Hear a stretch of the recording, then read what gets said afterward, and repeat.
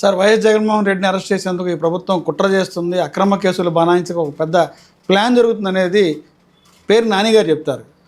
లేనటువంటి కేసు ఏదైతుందో మద్యం కేసు అని చెప్పి జగన్మోహన్ రెడ్డినే టార్గెట్ చేస్తుంది గవర్నమెంట్. గతంలో ఏదైతే చంద్రబాబు నాయుడు గారు జైల్లో ఉన్నారో అదే పరిస్థితి మరలా జగన్ను పెట్టాలా అనేది ఈ గవర్నమెంట్ టార్గెట్ అనేది ప్రధాన ఆరోపణ. ఎలా స్పందిస్తారు ఇది? నిజంగా జగన్ అరెస్ట్ చేస్తారా? ఒకటి మాత్రం వాస్తవం అండి, జైలు రాజకీయ నాయకులకి చాలా అవినాభావ సంబంధం. జైలుకి వెళ్ళిన నాయకులు అనేక మంది గొప్ప నాయకులు అయిన చరిత్ర ఉంది. ఇందిరాగాంధీ గారిని చూడండి, మరి అట్లాగే వంగవీటి మోహన్ రంగా గారు, అట్లాగే 15 నెలలు జైలు చేసిన జగన్, అనేక మంది పేర్లు చెప్తే చాలా ఉన్నాయి నా దగ్గర లిస్టు. ఇవన్నీ వద్దండి. Without evidence the case has not file చేశాడు అనుకోండి, ఇవాళ ఎంతమంది ఐఏఎస్లు ఐపీఎస్లు పక్కన కూర్చున్నారు? మీరు చెప్పిన విధంగా ప్రవర్తించి జగన్మోహన్ రెడ్డి గారు, మీ నాన్నగారైన రాజశేఖర రెడ్డి గారు, మీరు చెప్పిన మాటలని ఎంతమంది, శ్రీలక్ష్మి కానించి మీ నాన్నగారు గవర్నమెంట్లో అనేక మంది, నిన్న చూడండి గాలి జనార్దన్ రెడ్డి గారి జడ్జిమెంట్ చూడండి, ఎంతమంది ఐపీఎస్లకు ఐఏఎస్లకు పడింది. భూగర్భ వనరులు మీ బాబుగారు సొత్త. ఎన్ని వేల కోట్లు, ఎన్ని లక్షల కోట్లు దోచుకున్నారు, ఎన్ని వేల కోట్లు మీరు మైన్స్ తవ్వేసుకున్నారు. ఆ జడ్జి నిజాయితీ పరుడు కాబట్టి నిజాయితీగా మీకు శిక్ష చేయగలిగాడు. ఆ నిజాయితీని కూడా 8 కోట్లు పెట్టి కొనుక్కుంటాక గతంలో జరిగిందా? మీరు గుర్తించుకోండి ఒకసారి. కేసు ఫైల్ చేశారా? బెయిల్ కూడా ఇవ్వకుండా ఉన్నారా? దానివల్లగే ఇవాళ 3 సంవత్సరాల 4 సంవత్సరాలు నీకు రిమాండ్ కలిసి వచ్చింది. మా చేత 1 సంవత్సరం చేస్తాడు, బయటకు వచ్చేస్తాడు. బంగారపు పళ్ళాలు, బంగారపు విమానాలు, బంగారపు బాత్రూమ్లు ఎక్కడికి పోలేదు కదండి. మీరు ఒక్క పాయింట్ గుర్తుపెట్టుకోండి, వితౌట్ ఎవిడెన్స్ కేసు ఫైల్ చేయరు.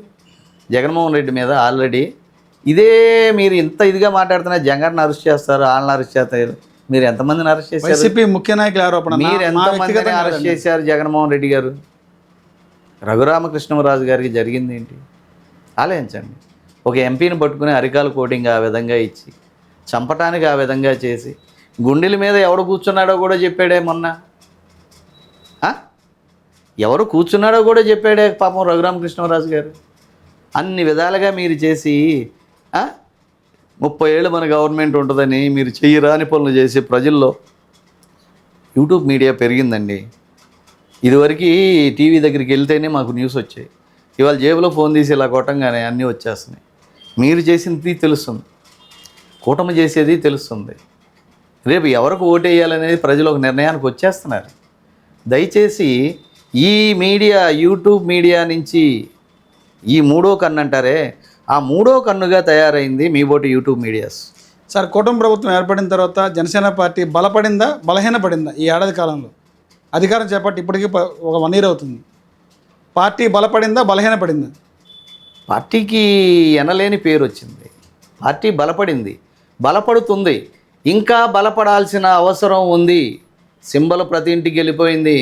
ఇందాక మీకు నేను చెప్పినట్టు అదే గ్లాస్తో పొద్దున్నే టీ తాగుతున్నాం, భోంచేసేటప్పుడు మంచినీళ్ళు తాగుతున్నాం, నైట్ అయితే క్వార్టర్ తెచ్చుకొని 2 గ్లాసుల్లో మందు తాగుతున్నాం.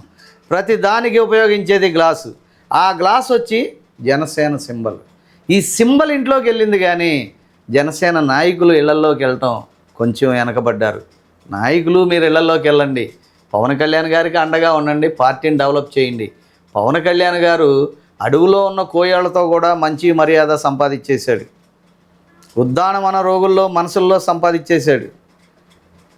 దివ్యాంగులని వికలాంగులు కాదు దివ్యాంగులు అని చెప్పి వాళ్ళ మనసులు దోచుకున్నాడు. రెల్లీస్ కులంలో పుట్టలేదేంటా అని చెప్పి వాళ్ళతో కూడా గౌరవ మర్యాదలు పొందాడు. ఒక ఎస్టీ మునిమ్మకి ఆ రోజున టికెట్ ఇచ్చినటువంటి దాంట్లో పవన్ ముఖ్య పాత్ర. మునిమ్మ వాళ్ళ మన్నలో పొందాడు. కులాలకు అతీతంగా ప్రతి ఒక్కళ్ళ దగ్గరికి వెళ్తున్నాడు. ఇందాక నేను చెప్పినట్టు మా కాపులతో మాత్రం ఉంటలా లేదండి. మా కాపుల రిజర్వేషన్ మాకు కావాలి. నువ్వు చెప్తే మోడీ వింటాడు, నువ్వు చెప్తే చంద్రబాబు వింటాడు. మాకు ఆల్రెడీ 61 నుంచి 64, అంతకుముందు బ్రిటిష్ వాళ్ళ కాలం నుంచి కూడా, స్వతంత్రం వచ్చిన తర్వాత కూడా రిజర్వేషన్లు పొందినటువంటి వాళ్ళం. మీకు మళ్ళా చెప్తున్నానండి, తూర్పు కాపు బీసీ, మున్నూరు కాపు బీసీ, అట్లాగే కాపు, తెలగ, ఒంటరి, బలిజ, ఈ కులాలు మేము బీసీలుగా కొంతకాలం ఉండి ఆ రుచి చూసి ఇవాళ మాకు రుచి అనేది లేకోకుండా తినటానికి కూడా లేకోకుండా వెనకబడిపోయి ఉన్నాం. మా కులాలకి రిజర్వేషన్ ఇప్పిస్తే పవన్ కళ్యాణ్ నిండు నూరేళ్ళు నీకు జిందాబాద్. జనసేన పార్టీ అధికారానికి తీసుకోవడానికి ఎంతో కష్టపడినటువంటి జన సైనికులు కానీ వీర మహిళల పరిస్థితి ఇప్పుడు ఏంటంటారు? తగినటువంటి ప్రాధాన్యత గుర్తింపు ఉందంటారా? యాక్చువల్గా కొంత తగ్గిందండి, తగ్గింది. మరి ఆయన సెక్యూరిటీ మూలంగా కలవలేకపోతున్నాడు, ఇంకోటో. ఇదే కమ్యూనిటీకి కానీ ఇదే జన సైనికులతో కానీ పార్టీ కోసం కష్టపడినటువంటి ఇతర కులాల వాళ్ళతో కానీ నెలకు 2 రోజులు 3 రోజులు కేటాయించి ప్రతి నియోజకవర్గం తిరుగుతానన్నటువంటి పవన్ కళ్యాణ్ గారు మరి ఎప్పుడు స్టార్ట్ చేస్తారో జనమంతా ఎదురు చూస్తున్నారు. ఇంకొకటి, పవన్ కళ్యాణ్ గారు ఈ ఫ్లోటింగ్ని తట్టుకుంటాం కూడా కొంచెం కష్టంగా ఉంటుంది. అతనికి సెక్యూరిటీ ప్రాబ్లం కూడా ఉంది. వన్ సైడ్గా మేము కార్యకర్తలు ఏం ఆలోచిస్తాం? పవన్ కళ్యాణ్తో షేక్ హ్యాండ్, పవన్ కళ్యాణ్ గారు భుజం మీద అయితే చాలు అనుకుంటాం. అంతకుమించి నీ ఆస్తి మేమేం అడగం.